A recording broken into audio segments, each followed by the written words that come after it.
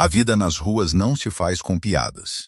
Mas quando o chefe do sindicato Costello contratou uma mulher calada, vestida com um casaco de ganga desbotado, para ser a sua sombra pessoal, todos se riram. Achavam que ela era uma piada, um escudo humano feito de vidro, destinado a insultar os seus capos excessivamente cautelosos. Pararam de rir na noite em que 6 assassinos armados entraram numa sala privada no Hotel Belmonte e só ela saiu. Ela não era uma piada. Ela era a executora.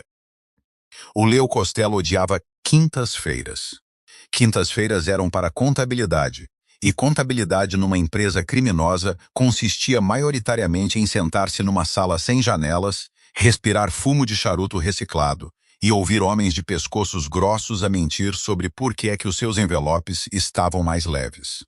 Hoje era pior do que uma quinta-feira normal. Hoje, ele também tinha de substituir o Tommy. O Tommy tinha sido a sombra pessoal do Leo durante 5 anos. Tinha o ano 93, parecia um muro de tijolos, e era completamente desprovido de pensamento independente. Era exatamente o que um chefe da máfia precisava num guarda-costas. Infelizmente, o Tommy tinha saído do Lincoln blindado do Leo na manhã de terça-feira e tinha apanhado 85 gramas de chumbo de alta velocidade no peito. O Leo só sobreviveu porque a estrutura maciça do Tommy tinha bloqueado a porta do carro quando ele caiu. Agora, o Leo estava sentado no escritório dos fundos de uma instalação de carnes de luxo que usava como fachada, a lidar com uma dor de cabeça que parecia uma trovoada localizada atrás do olho direito. O seu subchefe, uma úlcera ambulante chamada Dom, estava a apresentar substitutos através da pesada porta de aço. Próximo, Dom ladrou, esfregando uma mão na cabeça careca. A porta rangeu ao abrir-se. O Leo não levantou os olhos do livro Razão na sua secretária. Esperou pelo baque pesado de botas de combate ou pelo cheiro avassalador de colônia barata que geralmente acompanhava estes brutos. Em vez disso, ouviu o guincho suave, quase imperceptível, de solas de borracha gastas no cimento. O Leo levantou os olhos. Em pé na porta estava uma mulher. Tinha talvez o ano 68, afogada num casaco de campo de excedente demasiado grande que já tinha visto melhores décadas. O seu cabelo estava preso num nó severo e desalinhado. Não se portava com o peito estufado de um malandro de rua. Ela apenas estava ali, perfeitamente imóvel, as mãos tranquilamente nos bolsos. Parecia cansada, cansada até a alma, de raspar a alma. — O que é isto? Perguntou Leo, a voz um arranhão baixo e rouco no silêncio da sala. Dom piscou os olhos, olhando para sua prancheta, depois para a mulher. A agência mandou uma lista. Ela estava na sala de espera com os outros. Pensei que fosse uma candidata a trabalhos de escritório que se perdeu. Não estou perdida, disse a mulher. A sua voz era plana, desprovida de qualquer inflexão. Não era defensiva. Era apenas uma declaração de facto. O letreiro lá fora dizia candidaturas espontâneas para logística de segurança. Preciso de um emprego. O Leo recostou-se na sua cadeira de couro, o couro a gemer em protesto. Ele estudou-a, sem maquilhagem. Olheiras escuras sob olhos de um estranho tom de avelã turvo. Ela olhava para ele não como um temido chefe do maior sindicato da cidade, mas como alguém olha para um comboio atrasado. Um inconveniente. Logística de segurança, repetiu Leo, testando as palavras. Sabes quem eu sou? És o gajo com a cadeira vazia no corredor com uma mancha de sangue na tapeçaria, disse ela. O que significa que o teu último gajo não fez o seu trabalho, e agora precisas de um novo. Dom bufou, dando um passo à frente, o rosto a corar de um vermelho baço. Escuta aqui, querida. Isto não é um emprego de segurança de centro comercial. Dás um passo em falso conosco, acabas num aterro. Vai para casa. A mulher não olhou para Dom. Manteve os olhos no Leo. O meu nome é Quinn. Não bebo. Não durmo muito. Não faço perguntas. E preciso do dinheiro. O Leo devia ter mandado o Dom mandá-la embora. A família Costello estava atualmente numa guerra de territórios em lenta combustão com os irmãos Greco. Carros armadilhados estavam a substituir apertos de mão. Paranoia era a moeda dos fracos. Ele precisava de um muro de músculo, um dissuasor, um monstro para se sentar atrás da sua cadeira e fazer as pessoas pensarem 2 vezes antes de meterem a mão nos casacos. Mas olhando para a linha infinita de gorilas idênticos e sem cérebro à espera lá fora, um estranho e cínico humor apoderou-se dele. Os grecos esperavam que ele contratasse um mercenário.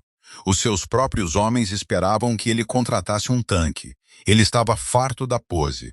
Estava farto dos movimentos previsíveis de xadrez desta vida. Dá-lhe o emprego, disse o Leo. Dom congelou. Chefe, vá lá. Estás a brincar. Os grecos estão a atirar para ti à luz do dia. Ela pesa 54 quilos. Molhada. Dá-lhe a arma do Tommy e a agenda do Tommy. O Leo disse, levantando-se e pegando no casaco. Passou por Queen, parando por uma fração de segundo para apanhar um cheiro a café velho e chuva no casaco dela. Conduzes, Queen? Conduzo, disse ela. Bom, o meu carro está lá atrás. Tenta não me matar. Estraga-me a semana. O Leo saiu, deixando Dom a olhar boquiaberto para a pequena mulher em pé no centro do escritório do matadouro. Era uma piada, um dedo do meio para os grecos, e um teste à sua própria intocabilidade. Deixá-los vê-lo andar por aí com uma criatura frágil. Deixá-los perguntar-se se ele tinha perdido completamente a cabeça ou se estava apenas assim de confiante. Ele não esperava que ela durasse uma semana. 3 semanas depois, a piada estava a ficar desgastada. Principalmente porque Queen se recusava a agir como uma. Ela não tentava provar o seu valor. Não comprava um fato. Trocou o casaco de campo por um simples casaco de lã preto, e essa era a extensão da sua assimilação na família Costello. Era simplesmente um fantasma que assombrava a periferia do Leo. Quando andavam no carro, ela não falava a menos que fosse falada. Quando o Leo realizava reuniões em cantos de restaurantes mal iluminados, lidando com extorsão, suborno e, ocasionalmente, sangue, ela ficava no canto. Ela não pestanejava quando as vozes se elevavam. Ela não desviava o olhar quando o Leo quebrava casualmente o nariz de um homem com um pesado cinzeiro de vidro por uma dívida de jogo. O Leo observava, observando-o. A maioria das pessoas, mesmo criminosos endurecidos, tinha uma falha quando a violência irrompia, uma microexpressão de repulsa, um tique de medo, um aperto de maxilar. Queen não tinha nada. Ela observava um homem a sangrar num tapete persa com o mesmo interesse distante de alguém a ver tinta secar. Era perturbador. Não gostas de sangue, Queen? Perguntou-lhe o Leo uma noite. Estavam sentados na secção VIP de um clube que o Leo possuía. O grave retumbava através das tábuas do chão, fazendo tilintar os copos de cristal na mesa. Ela estava ao lado dele, a escanear a multidão. Ela não olhava para ele. Não tenho opinião sobre isso. É só canalização. Canalização? Murmurou Leo, rolando um pesado copo de bourbon entre as palmas das mãos. Sabes, o Dom aposta em quando te vais demitir. Ele acha que na primeira vez que vês uma luta de armas real, vais desmaiar. O Dom fala exclusivamente pela boca, respondeu Queen calmamente. Não confiaria nas suas deduções cognitivas. O Leo soltou uma curta gargalhada. Foi a primeira vez que riu em meses. A gargalhada foi interrompida pelo som de vidro a estilhaçar-se. Do outro lado da sala VIP, um jogo de póquer de altas apostas tinha corrido mal. Um dos empregados de nível médio do Leo, um miúdo nervoso chamado Russo, estava a gritar com um associado rival. A música no clube era alta, mas a súbita, nítida mudança na atmosfera da sala cortou o ruído, a estática da violência iminente. O Leo não se moveu, apenas observou. Era o seu clube, os seus homens deviam tratar disso. Russo, alto em algo sintético e barato, chutou a cadeira para trás. Ele meteu a mão no seu casaco com corte. Aconteceu num piscar de olhos. Dom, que estava perto do bar, deixou cair a bebida e mexeu-se para a arma, movendo-se como se estivesse debaixo de água. O Leo preparou-se para o estrondo ensurdecedor de um tiro. Mas Queen já tinha desaparecido do seu lado. Ela não correu, ela fluiu.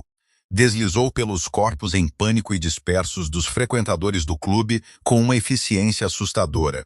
Quando o russo tirou o seu revólver de cano curto da cartucheira, Queen já estava ligeiramente atrás do seu ombro direito. Ela não gritou um aviso. Não sacou da sua própria arma. Simplesmente esticou-se, agarrou o pulso de Russo com a mão esquerda e deu uma forte pancada com o calcanhar da mão direita no cruque do seu cotovelo.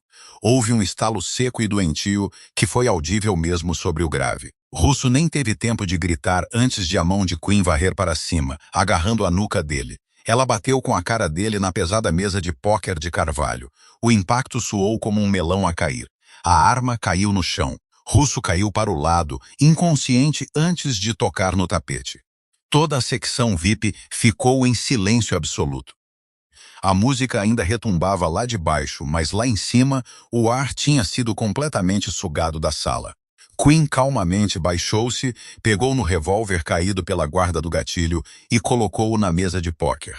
Ela não olhou para os homens que a olhavam com olhos arregalados e aterrorizados. Ela não olhou para Dom, que estava congelado com a arma a meio de ser sacada. Ela voltou para a mesa do Leo, tomou a sua posição junto ao pilar e cruzou os braços. A sua respiração não tinha acelerado. Seu cabelo não estava fora do sítio. O Leo olhou para ela. Olhou para o homem inconsciente a sangrar no chão, depois de volta para a mulher do casaco de lã barato. Ele ia atirar ao dealer, disse Quinn baixinho, respondendo à pergunta que o Leo não tinha feito. Má pontaria, mãos suadas, o Leo pegou lentamente no seu bourbon e deu um longo e ardente gole. Ele percebeu com uma súbita clareza gelada no fundo do estômago que não tinha contratado uma piada. Não tinha contratado um guarda-costas. Tinha acidentalmente comprado uma arma de destruição em massa. E ele não fazia ideia de onde ela vinha. O convite era uma armadilha. O Leo sabia disso. O Dom sabia disso. Até o valete lá da frente provavelmente sabia disso. Os irmãos Greco tinham pedido uma reunião. Terreno neutro. A suíte penthouse do Hotel Belmont, um monumento imponente de vidro e aço no distrito financeiro. A premissa era paz. A realidade era uma esquadra de fuzilamento. Não vamos. O Dom tinha argumentado 1 hora antes. É uma caixa de morte, chefe. Só um elevador para cima. Sem saídas de incêndio que não estejam alarmadas. Se entrarmos lá, somos peixe num barril. Se não formos, parecemos fracos, respondeu Leo, a apertar um colete à prova de bala por baixo da sua camisa de fato sob medida. Era pesado, desconfortável e prendia o calor do seu corpo, mas já lhe tinha salvado a vida 2 vezes. A fraqueza gera ambição, Dom, sabes isso. Vamos. Levamos 5 homens. Mantemos a coisa fechada. Levas ela? Dom apontou um polegar para o corredor onde Quinn estava à espera. Ela é a minha sombra, disse o Leo. Ela vai onde eu vou.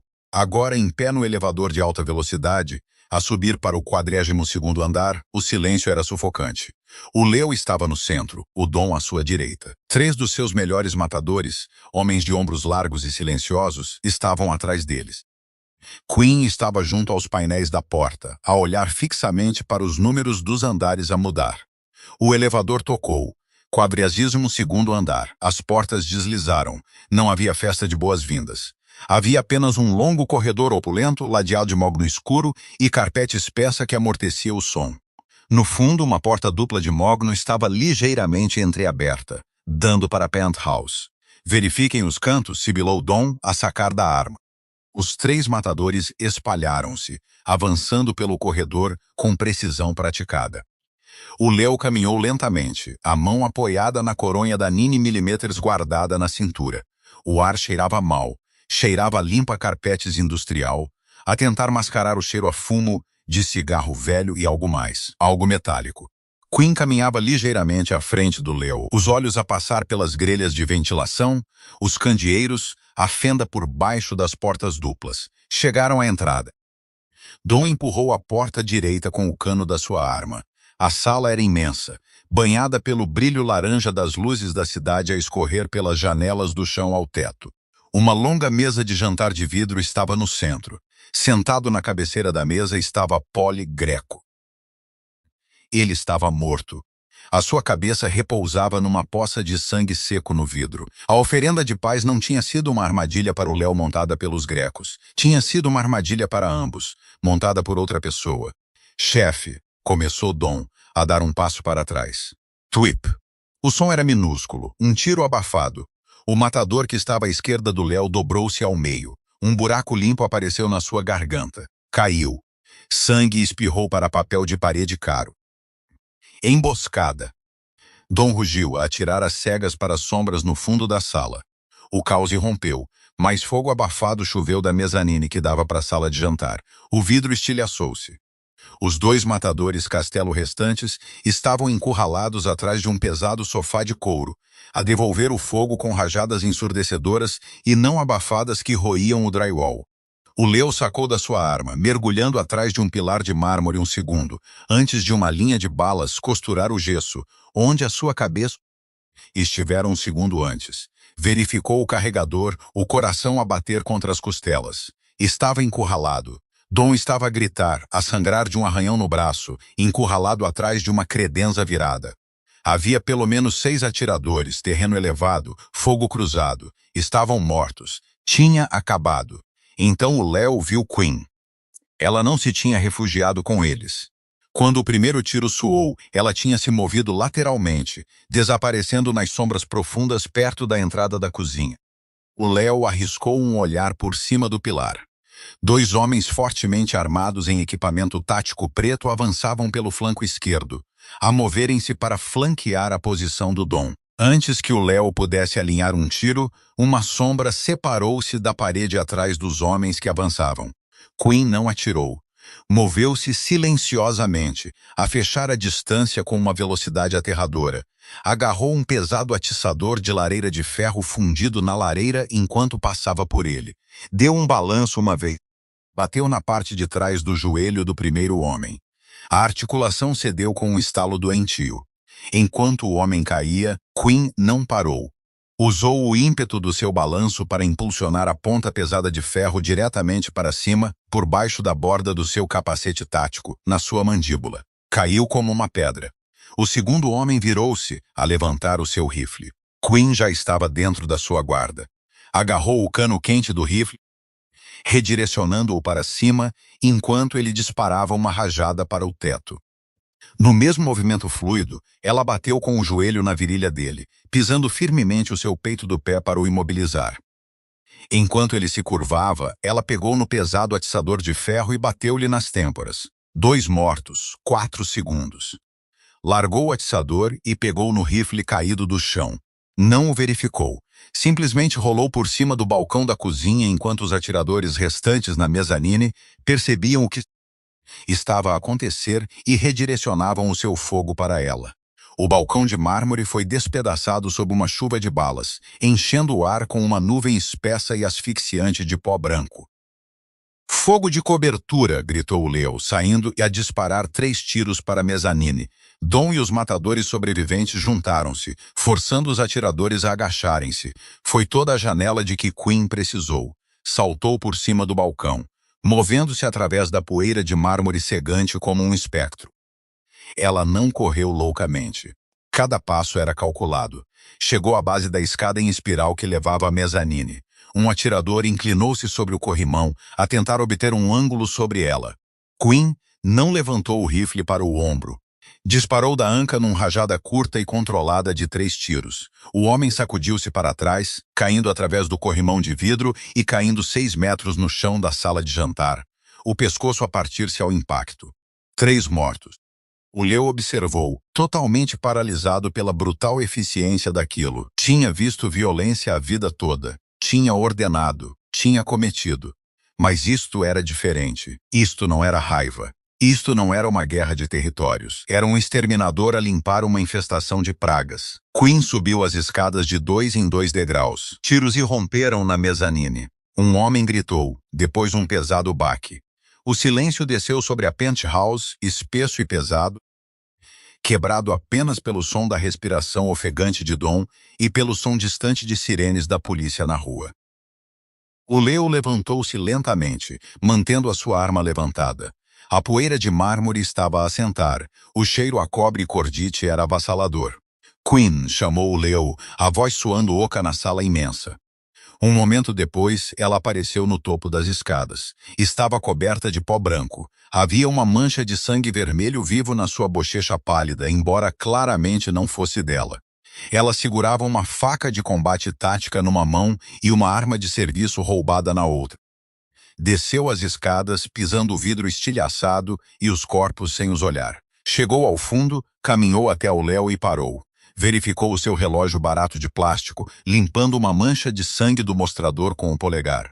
O tempo de resposta da polícia neste distrito é de aproximadamente 7 minutos, disse ela, a respiração apenas ligeiramente elevada. Temos 3 restantes. Sugiro que usemos o elevador de serviço. O Léo apenas olhou para ela, para o sangue no seu rosto, para a montanha de homens mortos e fortemente armados à volta deles. Quem diabos és tu? Sussurrou o Léo. Quinn olhou para ele, aqueles olhos de avelã turvo desprovidos de qualquer calor, qualquer medo, qualquer humanidade. Sou a sua coordenadora de logística, disse ela. Devíamos ir. O elevador de serviço cheirava a lixívia industrial e a gordura velha. Desceu 42 andares com um gemido mecânico agonizante. Lá dentro, ninguém falou. Dom estava encostado pesadamente à parede de aço. Um maço de guardanapos de coquetel pressionado contra o sulco sangrento no seu bíceps. O matador sobrevivente, um miúdo chamado Carlo, estava a ter ânsias silenciosamente num canto, a arma a pendurar frouxamente em 2 dedos. O Leo observou o indicador do piso a diminuir. Sentiu a adrenalina sair do seu sistema, deixando para trás um cansaço frio e oco. Olhou para Quinn. Ela estava metodicamente a ejetar o carregador da arma de serviço roubada, a verificar as balas restantes e a encaixá-lo de volta. Limpou o sangue da bochecha com as costas da manga. Espalhou-se numa risca enferrujada pelo tecido escuro. Ela não parecia uma salvadora. Parecia uma mecânica a terminar um turno. Quem montou isto? Perguntou o Leo. A sua voz estava rouca. Quinn deslizou a arma para o bolso do casaco. Os homens lá em cima usavam FN-57s abafadas, colete à prova de bala, óticas de alta qualidade, sem emblemas identificativos. Mas as suas botas estavam uniformemente atadas num padrão de barra reta. Militar ou ex-militar PMC. Isto não foi um acerto de contas da máfia. Foi uma liquidação corporativa. Dom bufou, a gemer ao mudar de peso. Corporativa? Que estás a falar, sua maluca? Os Greco montaram-nos, disse Quinn calmamente, virando seu olhar mortiço para Dom. Foi uma jogada suicida. Polly Greco estava morto antes de entrarmos na sala. A coagulação do sangue sugere que ele tinha sido baleado pelo menos 20 minutos antes. Usaram-no como isco. Usaram-te como isco. Alguém está a limpar o tabuleiro. O elevador abalou e parou na doca de carga subterrânea. As portas abriram-se. O ar pesado e úmido da garagem subterrânea atingiu-os. O meu carro está estacionado a 3 quarteirões a leste, disse Quinn, saindo para a fraca luz fluorescente.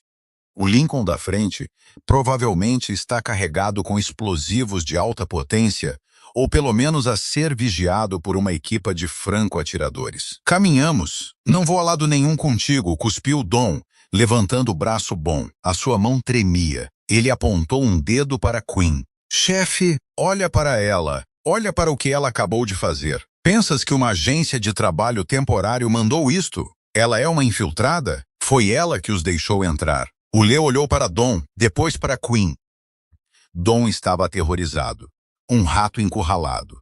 Quinn estava perfeitamente imóvel, a observar Dom como um predador observa um animal ferido a decidir para que lado cocheia. Se eu quisesse que morresses, Dominic, disse Quinn, a voz a baixar uma oitava, não teria usado uma equipa tática. Teria deixado que morresses no corredor lá em cima. Baixa a mão antes que eu te parta outro braço. Dom estremeceu instintivamente, puxando o braço para trás. Chega, estalou o Léo. Ele ficou entre eles, sentindo o peso esmagador do cavaleiro a pressionar os seus ombros. Era um rei sem castelo, em pé numa doca de carga suja. Levamos o nosso carro. Vamos para o pátio. O pátio era um parque de reboques abandonado na orla industrial da cidade. Era uma relíquia da era do pai do Leo, rodeado de arame farpado e guardado por 3 Rottweilers muito grandes e muito famintos. Dentro do escritório de aço corrugado enferrujado, havia uma cama, um cofre e um telefone descartável. A viagem foi agonizante. Quinn conduzia um Honda Civic batido que cheirava levemente a pinho e a terra úmida. Conduzia precisamente dentro do limite de velocidade. Verificava os espelhos a cada 4 segundos. O Leo sentava-se no banco do passageiro, a observar as luzes da cidade a desfocarem-se. O seu império parecia de repente muito frágil. Homens em fato sob medida a discutir contratos de lixo e cotizações sindicais não eram páreo para fantasmas em equipamento tático a cair através de clarabóias. Quando chegaram ao pátio, estava a chover. Os cães reconheceram o Leo e permaneceram silenciosos nas suas jaulas. Dom e Carlo foram para a sala dos fundos para se tratarem. O Leo ficou no escritório principal, a tirar uma garrafa de uísque barato de um arquivo. Serviu 2 copos. Deslizou um pela secretária de metal arranhada para Queen. Ela estava junto à janela a espreitar por uma fenda nas persianas para a rua inundada lá fora. Ela não olhou para o copo. Não bebo, disse ela. Aceita de qualquer maneira, disse o Leo. Deu um gole e ele ardeu, uma dura lembrança de que ainda estava vivo. Mataste 5 homens esta noite. 6, se contares com o que atiraste da varanda. 6, confirmou ela calmamente. Onde aprendeste a mover-te assim? Queen fechou as persianas. Virou-se. A dura luz bruxuleante da única lâmpada no teto projetava sombras profundas sob os seus olhos. Fui ensinada, disse ela. Por quem? Pessoas que já não respiram. Era uma porta fechada, um cofre. O Leo podia pressionar. Podia exigir respostas como seu chefe, mas sabia, ao olhar para ela, que a autoridade não significava nada ali. A hierarquia do submundo era uma ficção que ela simplesmente escolhia ignorar. Eles vão vir atrás de mim, disse o Leo, inclinando-se para a frente sobre a secretária. Quem quer que sejam, tiraram Poli Greco. Tentaram tirar-me a mim. Querem a cidade. Preciso de saber se vais desaparecer na chuva ou se te pago o suficiente para te interpor entre eles e mim. Queen olhou para ele. Pela primeira vez, o Leo viu um vislumbre de algo humano atrás do avelã turvo dos seus olhos. Não era pena. Era reconhecimento. O teu dinheiro é inútil agora, Leo, disse ela. Usou o primeiro nome dele. Enviou um estranho choque através do seu peito. Mas eu não corro e não deixo um trabalho inacabado. Descansa um pouco. Amanhã vamos caçar. Dormir era um luxo de que o Leo não podia desfrutar.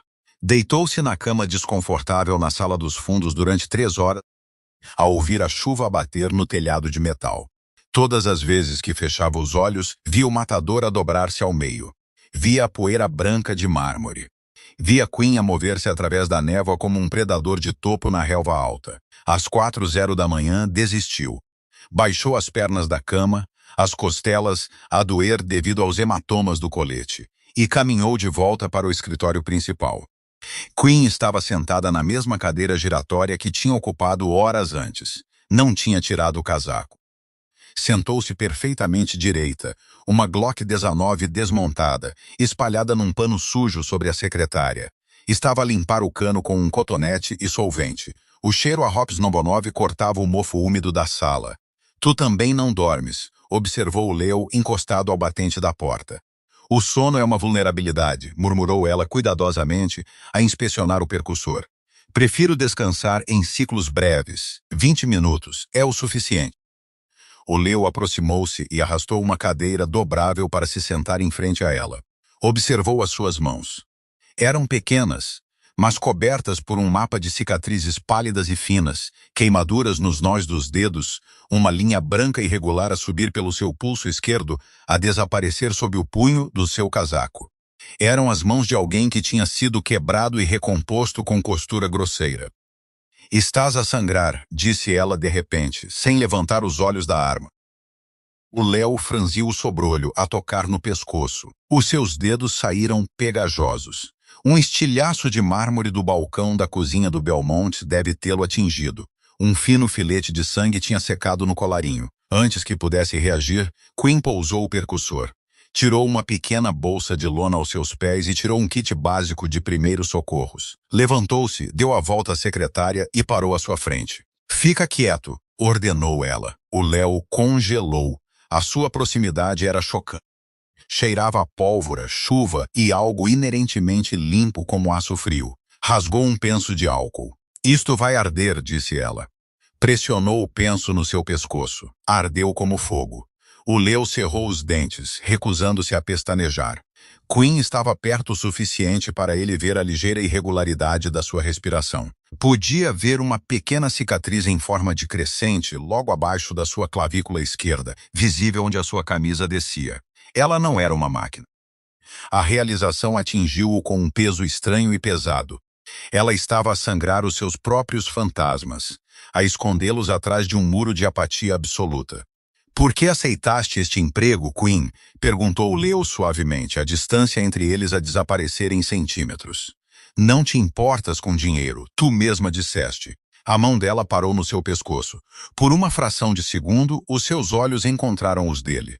Estavam perto. Demasiado perto. O cínico chefe da máfia e a assassina assombrada a existir num vácuo de um mundo arruinado.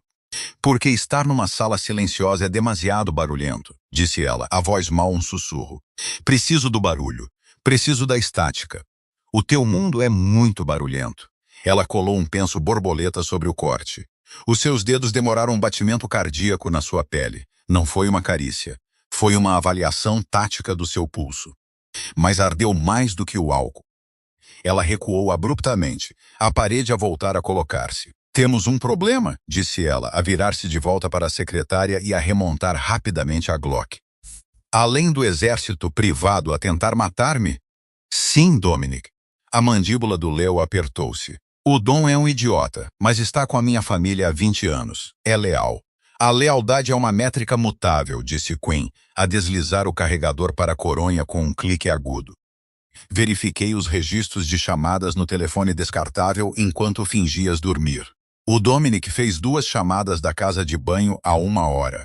Os números estavam encriptados. Passaram por um servidor offshore. O Leo sentiu uma pedra fria a cair no estômago. Ele está a ligar para um médico. O braço dele está infectado. Ele estava a sussurrar para mim e trancou a porta. Queen olhou para ele. A equipa tática do Belmont sabia a nossa hora exata de entrada. Sabiam andar. Sabiam que Polly Greco estaria vulnerável. Alguém lhes deu o itinerário. Só tu, eu e o Dominic sabíamos que íamos esta noite. O Leo olhou para o metal enferrujado da secretária. Dom, o homem que lhe ensinara a atirar. O homem que carregara o caixão do seu pai. Se estiveres errada, começou Leo. Nunca estou errada sobre a geometria de sobrevivência, cortou Queen. Ele está assustado. Os novos jogadores assustaram-no. Vendeu-te para comprar um lugar na mesa deles. Um pesado silêncio encheu a sala. O Leo sabia que ela estava certa. A matemática funcionava. A hesitação na voz de Dom. Ontem. A insistência de que ir ao Belmont era uma armadilha, mas ainda assim a pressionar o Leo a entrar nela, criando uma plausível negação. «Onde é que ele está?» perguntou o Leo, a voz morta. Levou o Carlo para o perímetro há 10 minutos. Disse que queria verificar os cães. O Leo levantou-se. Tirou a sua 9mm da cintura e carregou uma bala. O slide metálico ecoou no escritório silencioso. «Eu trato disso», disse o Leo. «Não». Queen pôs-se à sua frente, bloqueando a porta. «Ele espera que sejas emocional. Ele espera que hesites. Eu não». O Leo olhou para ela. Era mais pequena do que ele, mas sentia-se como um muro de betão. «É a minha confusão, a minha família». «Estás a pagar-me para te manter vivo», disse ela suavemente. «Deixa-me fazer o meu trabalho, Leo».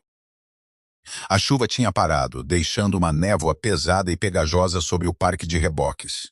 Os cascos enferrujados de carros esmagados erguiam-se como lápides na pálida luz da alvorada. O Leo saiu do escritório, as botas a esmagar suavemente a gravilha molhada. Queen era uma sombra ao seu lado, deslizando perfeitamente entre os pontos cegos das luzes de inundação. Encontraram Dom perto da cerca de rede no fundo do pátio. Os cães andavam nervosamente nas suas jaulas, a choramingar baixinho na garganta. Carlo não estava em lado nenhum. Dom andava a passear, um telefone descartável colado ao ouvido. O seu braço ferido pendia mole ao seu lado. «Eu disse-te que sobreviveram», sibilou Dom para o telefone, a voz a espalhar-se no ar úmido. «A rapariga é uma aberração. Disseste que a tua equipa conseguia lidar com ela. Agora estou preso aqui com ele. E ela está a observar cada movimento meu. Precisas de mandar os limpadores agora para o pátio». O Leo saiu de trás de uma pilha de contentores de transporte enferrujados. «Não precisas de gritar, Dom», disse o Leo. Dom girou, largando o telefone, mergulhou numa poça de lama. Os seus olhos arregalaram-se, a saltar do Leo para a escuridão à sua volta. Viu Queen sair das sombras, a arma apontada diretamente para o seu peito. Chefe, gaguejou Dom, levantando as mãos, o rosto pálido. Chefe, espera. Não é o que parece. Eu estava a tentar ganhar tempo, negociar. Onde está o Carlo? Perguntou o Leo. O vazio na sua própria voz assustou-o. Ele entrou em pânico. Correu. Juro por Deus, Leo, eu estava a tentar salvar a família. Quem são eles? Perguntou o Leo, ignorando a mentira. Um sindicato da Europa. Um tipo chamado Holden dirige as operações nos estados. Blurtou Dom, a suar apesar do frio. Eles têm dinheiro ilimitado, Leo. Mercenários, políticos. Disseram-me que iam limpar-te e aos grecos de qualquer forma. Eu só queria ter a certeza de que alguém do nosso lado sobreviveria para reconstruir. Vendeste-me por sucata, disse o Leo. Eles estão a vir, Leo, agora mesmo. Rastrearam o telefone, gritou Dom, o pânico, finalmente a quebrá-lo. Lentamente puxou a própria arma da sua cartucheira com a mão boa. Ele nunca tirou da cartucheira. 2 tiros abafados tossiram na névoa. Tip, tip. Os joelhos de Dom cederam. Olhou para os 2 buracos escuros a brotar no seu peito. Olhou para o Leo, a boca a abrir e a fechar silenciosamente antes de cair de bruços na lama. O Leo não pestanejou. Olhou para Queen. A arma dela ainda estava levantada. Ela não tinha pestanejado. Não o deixaste sacar, disse o Leo calmamente. Não acredito em lutas justas, respondeu Queen, baixando a arma. Temos menos de 3 minutos antes que os limpadores de Holden cheguem. Os cães estão quietos. Isso significa que já estão mortos. Franco-atiradores na periferia.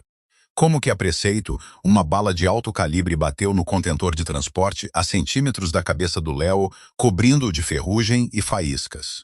O estrondo ecoou 1 segundo depois. Movem-se. Queen agarrou o seu ombro, puxando-o com força para a direita. Eles escafandraram-se atrás de um autocarro escolar esmagado. Enquanto o pátio irrompia, luzes de inundação estilhaçadas, mergulhando o lote na escuridão. O pop estacato de submetralhadoras abafadas rasgou a névoa, roendo os carros de metal à volta deles. Quantos? Gritou o Leo por cima do barulho. Pelo menos 8. 2 francos atiradores de observação. Queen calculou, a voz terrivelmente calma enquanto verificava os seus ângulos. Não os podemos abater, temos de os cegar. Como? Queen olhou para as filas de carros esmagados. Gasolina. O solo aqui está encharcado de combustível devido a anos de tanques a pingar.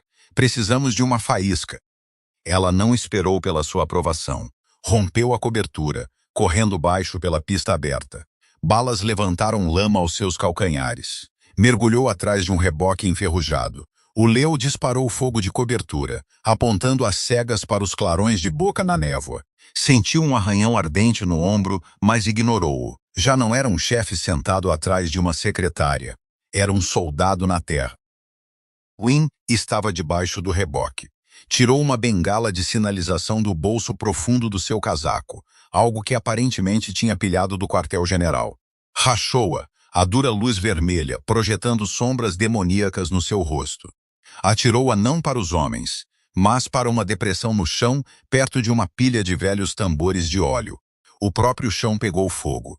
Anos de combustível e gordura acumulados inflamaram-se num enorme bola de fogo rolante. A onda de choque derrubou o Leo.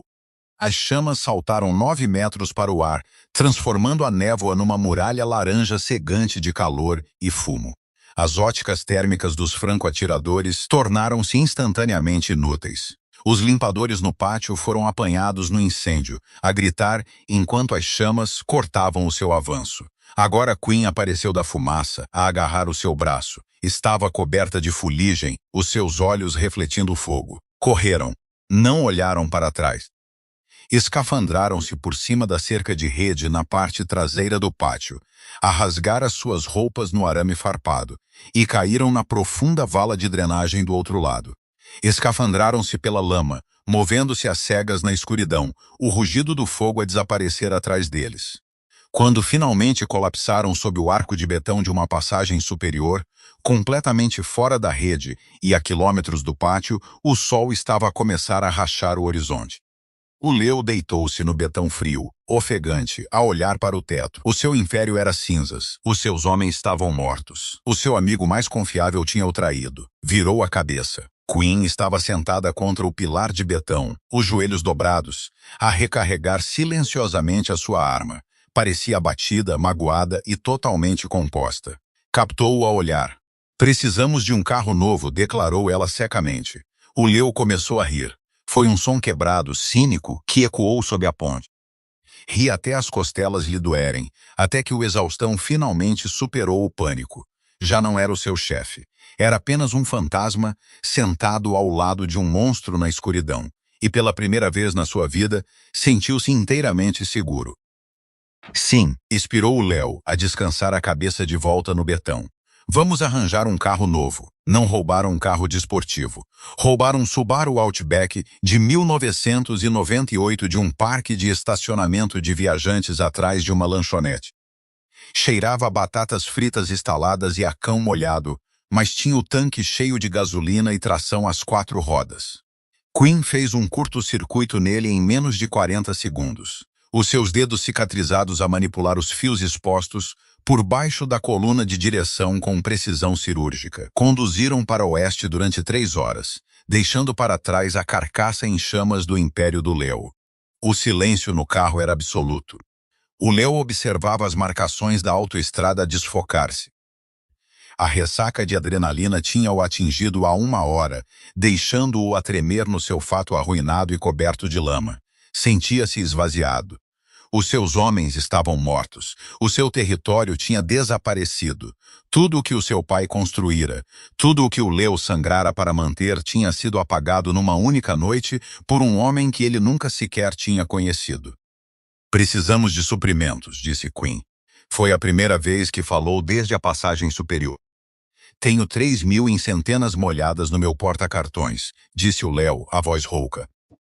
E uma conta bancária congelada que vai sinalizar a minha localização no momento em que tentar aceder a ela. Guardo o dinheiro. Precisamos de logística fora da rede. Ela puxou o Subaru para um centro comercial decadente nos arredores de uma cidade siderúrgica moribunda. A chuva tinha recomeçado. Um chuvisco frio e miserável. Queen estacionou atrás de uma farmácia 24 horas. Mantente baixo, ordenou ela. Deslizou para fora do carro, a puxar a gola do seu casaco de lã. O Leo observou-a entrar na dura luz fluorescente da loja. Recostou a cabeça contra o vidro frio do para-brisas do passageiro. Fechou os olhos, e imediatamente o rosto de Dom flash atrás das suas pálpebras, o olhar de puro terror, a traição. 20 minutos depois, Queen regressou. Atirou um saco de plástico para o colo do Leo. Continha álcool de fricção, gás resistente, supercola, um telemóvel pré-pago barato e 2 garrafas de água genérica. Pôs o carro em marcha e puxou para um motel anônimo a 2 quarteirões de distância. O letreiro de neon zumbia, com metade das letras queimadas. Era um lugar para pessoas que não queriam ser encontradas. O quarto 114 cheirava a cigarros velhos e mofo. Havia uma única cama de casal com uma colcha floral desbotada. Queen entrou, trancou a tranca e imediatamente fechou as pesadas cortinas, selando-os na penumbra. Não se sentou. Entrou na pequena casa de banho, acendeu a dura luz do teto e tirou o casaco. O Leo sentou-se na beira da cama, sentindo o peso do silêncio. Ouviu o guincho da torneira, o jorro de água fria. Levantou-se e caminhou até a porta da casa de banho. Queen estava em pé sobre a pia num undershirt cinzento. O seu braço esquerdo estava coberto de sangue. A manga estava rasgada. Uma laceração profunda e feia corria do seu ombro até ao bíceps. Ela não tinha emitido um som, nem sequer tinha cocheado. Descapotou o álcool de fricção e despejou diretamente sobre a ferida aberta, a mandíbula cerrada. Os músculos do seu pescoço sobressaíam como cabos de aço, mas ela não ofegou. Apenas observou o sangue e a terra lavar-se pelo ralo de porcelana. Estás magoada, disse o Leo. Foi uma declaração estúpida e óbvia, mas ele não sabia como mais preencher a lacuna. Estilhaços do contentor no pátio, disse ela calmamente. Pegou no tubo de supercola. Deixa-me, disse o Leo, entrando na casa de banho apertada. Queen fez uma pausa. Olhou para ele através do espelho. Os seus olhos avelã-turvo estavam protegidos, defensivos, a calcular o risco. Então lentamente baixou a cola e afastou-se. O Leo lavou as mãos, os nós dos dedos magoados e ásperos. Pegou no penso de álcool, as gases e a cola. Ficou ao lado dela, agudamente ciente das linhas frias e duras do seu corpo. Era músculo cordado e tecido cicatricial. Fica quieto, murmurou ele. Trabalhou silenciosamente a juntar as bordas da laceração e a correr uma linha de cola ao longo da costura. Era uma reparação de campo grosseira, mas parou a hemorragia. Envolveu-a firmemente com gaze. Obrigada, disse ela. A sua voz era plana, mas a borda tinha desaparecido. Salvaste minha vida 2 vezes esta noite, Quinn. Colocar uma ligadura em ti é o mínimo que posso fazer. O Leo recuou, encostado ao batente da porta. Quem é Holden? Quinn rolou o ombro ferido, testando os pontos improvisados. Holden não é um mafioso. É um liquidatário corporativo para um sindicato militar privado. Quando um cartel estrangeiro ou um governo renegado quer expandir-se para um novo território, eles não enviam capangas com tacos de basebol. Contratam Holden. Ele compra os políticos, assassina os pesos pesados locais e entrega uma folha limpa. O Leo sentiu uma onda fria de realização a varrê-lo, e eu era o peso pesado local. Tu e os grecos, disse Quinn, o sindicato. Uma vez o porto é o centro de transporte mais lucrativo na costa leste. Holden foi pago para remover os obstáculos. Quinn saiu da casa de banho e sentou-se no chão, as costas contra a parede, a arma apoiada no joelho. Ela nunca se sentava em camas. As camas eram armadilhas. Então, sou um fantasma, disse o Leo, a entrar na sala e a sentar-se pesadamente no colchão. O meu dinheiro é inútil. Os meus contactos estão mortos ou na folha de pagamentos do Holden. Acabou. Quinn olhou para ele. Acabou é um termo subjetivo. Não tenho mais nada. Eu tenho-te, disse ela simplesmente. O Leo olhou para ela na penumbra. Ela não estava a oferecer conforto. Estava a declarar um ativo tático. Por quê?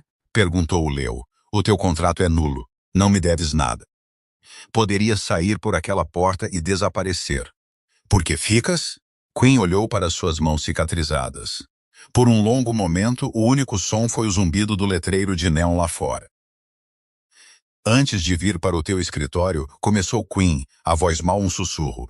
Eu trabalhava para um homem muito parecido com Holden. Eu limpava quadros. Eu removia obstáculos. Não fazia perguntas. Fez uma pausa, engolindo em seco.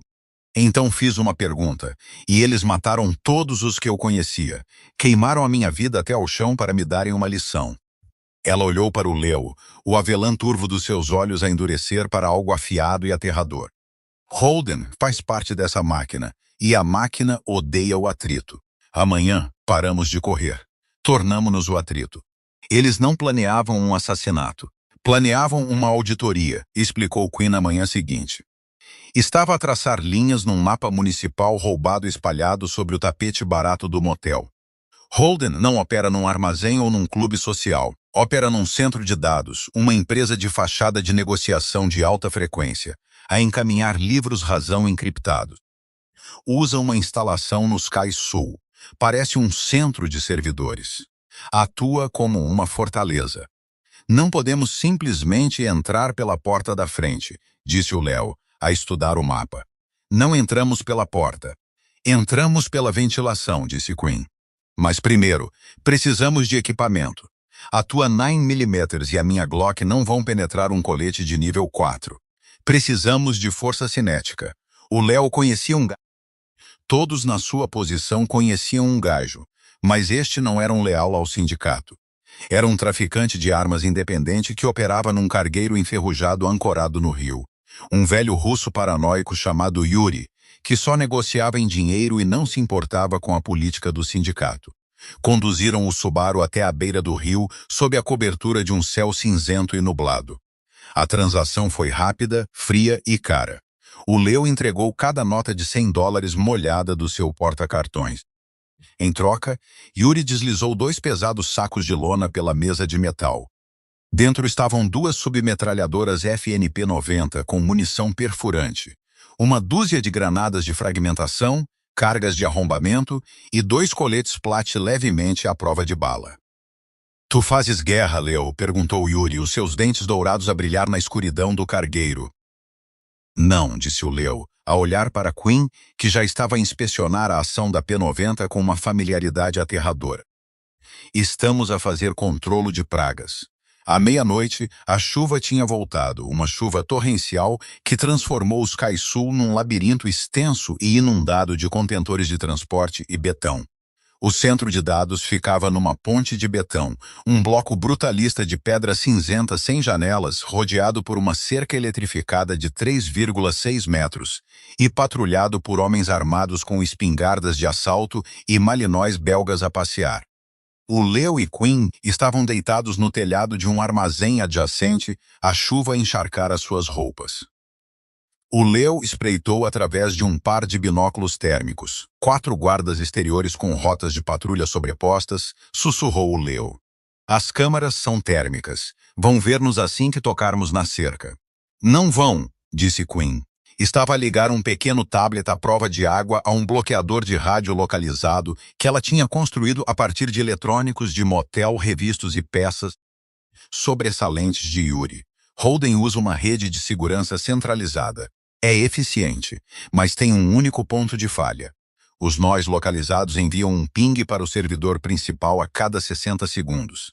Se o ping for atrasado por um inchaço de pacotes, o sistema reinicia os sensores óticos para limpar a cache. Dá-nos um ponto cego de 8 segundos. O Leo olhou para ela. Sabes hackear uma grelha de segurança de grau militar.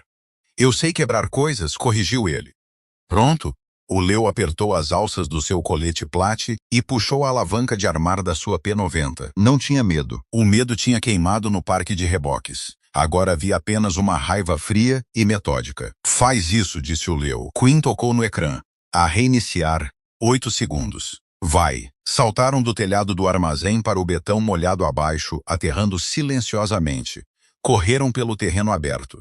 A chuva forte mascarou o som das suas botas. 3 segundos, 4 segundos. Chegaram à cerca. Quinn colou uma pequena tira de C4 na base de betão onde a cerca estava ancorada. 6 segundos, 7 segundos. Clique. As câmaras. Viu as luzes vermelhas a voltar a acender-se. Já estavam achatadas na lama sob o ponto cego da câmara. Um guarda de patrulha virou a esquina, o cão a puxar a trela. O cão parou, as orelhas em pé, cheirou-os. Abriu a boca para latir. Quinn moveu-se mais rápido do que o cão podia reagir. Tirou a sua arma abafada da sua funda e disparou 2 vezes. Tip, tip! O cão ficou mole. O guarda abriu a boca para gritar, a ir buscar o seu rádio. O Leo levantou-se suavemente, levantando a sua P90. Disparou uma curta e controlada rajada. As balas perfurantes atravessaram limpidamente a placa de cerâmica do guarda. O homem caiu sem um som. O Leo olhou para o homem morto, depois para a arma nas suas mãos. Tinha ordenado centenas de assassinatos na sua vida. Nunca tinha sentido o recuo da arma que os executava. Parecia pesado. Parecia necessário. A arrombar, sussurrou Quinn. Ela ativou a pequena carga na base da cerca. Não explodiu. Rachou o betão o suficiente para soltar os parafusos de ancoragem. Puxou a pesada malha de aço para trás, criando uma abertura apenas grande o suficiente para se esgueirar. Entraram na sombra do centro de dados. A sala principal do servidor fica no 3º subsolo, disse Quinn, a consultar um esquema que tinha tirado do PDA do guarda-morto. Holden estará lá. É a única sala com ligação direta às contas offshore. Assim que ele perceber que a periferia foi violada, ele tentará iniciar uma transferência total de ativos e limpar as unidades. Ele não vai poder fugir, disse o Leo, a voz dura. Não, concordou Quinn. Tirou uma carga de arrombamento do seu saco de lona e pressionou-a contra a pesada porta reforçada de aço que levava à escada de serviço. Ele não. A escada estava banhada por uma dura luz de emergência vermelha. A explosão da carga de arrombamento tinha acionado os alarmes. Uma sirene rítmica ensurdecedora pulsava através das paredes de betão, acompanhada pela voz digitalizada do sistema de segurança automático, a avisar de uma intrusão hostil. Quinn não correu, deslizou pelas escadas, a arma levantada, os olhos a escanear os ângulos. O Leo ficou 3 degraus atrás, a observar as suas costas. Operaram em silêncio total, comunicando apenas através de gestos agudos e batidas no ombro. Atingiram o 2º patamar. A pesada porta de aço abriu-se. 3 limpadores de Holden despejaram-se na escada, as espingardas levantadas. Quinn não hesitou. Caiu sobre um joelho, tornando-se um alvo menor, e apertou o gatilho. A P-90 tagarelou, cozindo um fluxo de caixas de latão para o ar. As balas perfurantes dilaceraram os homens na porta, a atirá-los para trás para o corredor. O Leo passou por cima dela, a disparar fogo de cobertura pelo corredor para manter quaisquer reforços imobilizados. Limpo! Gritou o Leo por cima das sirenes. Quinn já estava a mover-se, a passar por cima dos corpos, as botas a escorregar ligeiramente nas lajes escorregadias e cobertas de sangue. Chegaram ao terceiro subsolo. O ar aqui embaixo era diferente. Estava terrivelmente frio, fortemente climatizado para evitar que os enormes blocos de servidores sobreaquecessem.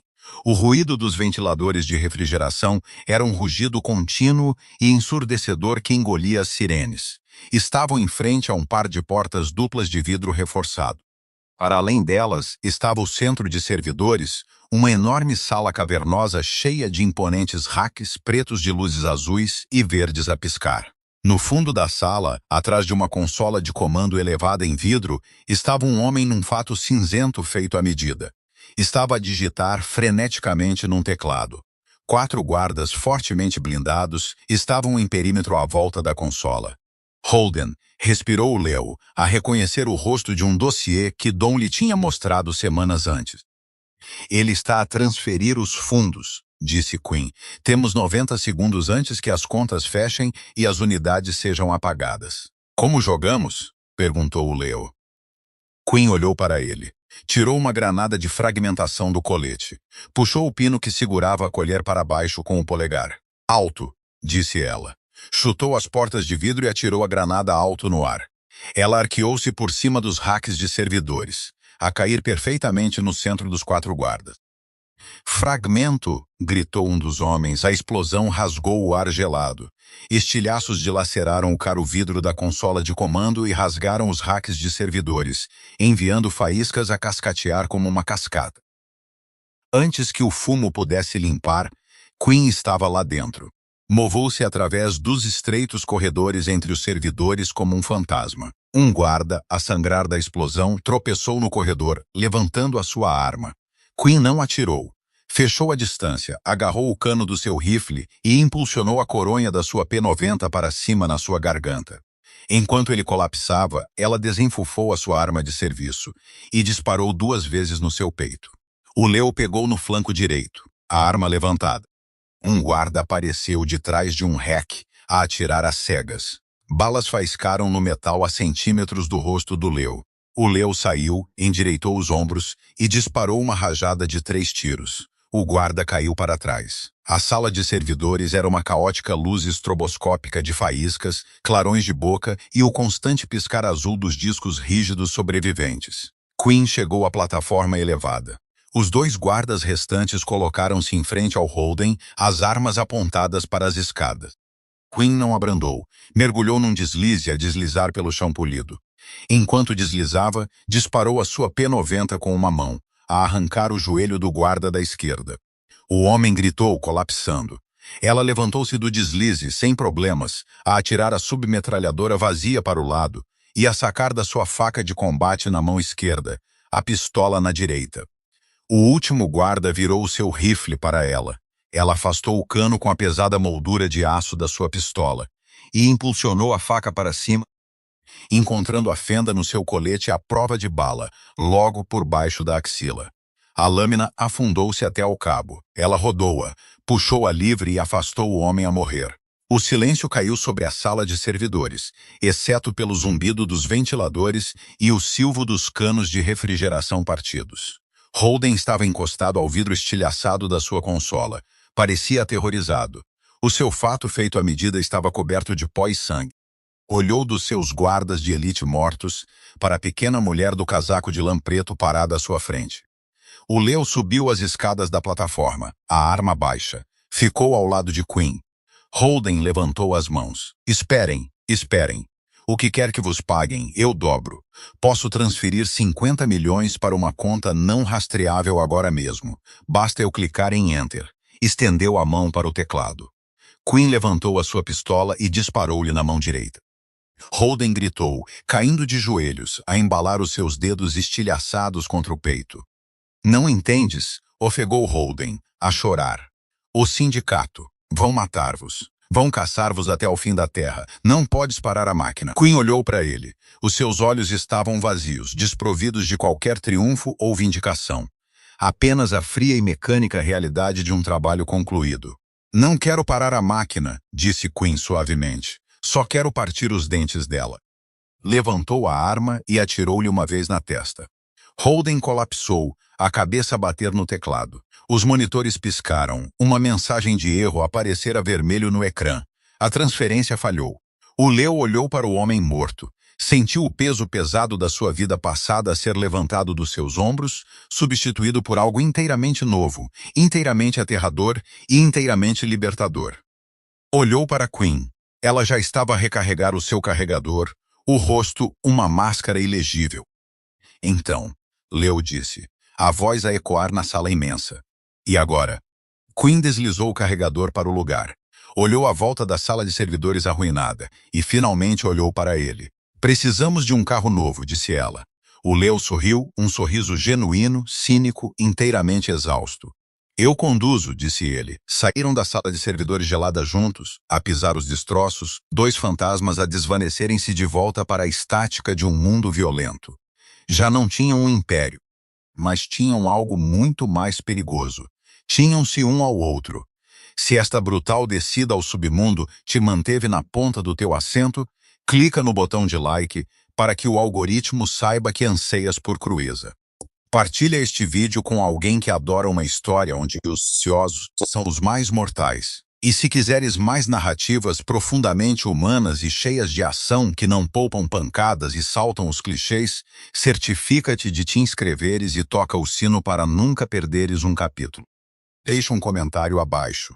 Quem contratarias como tua sombra? Fica atento e vê-te no próximo.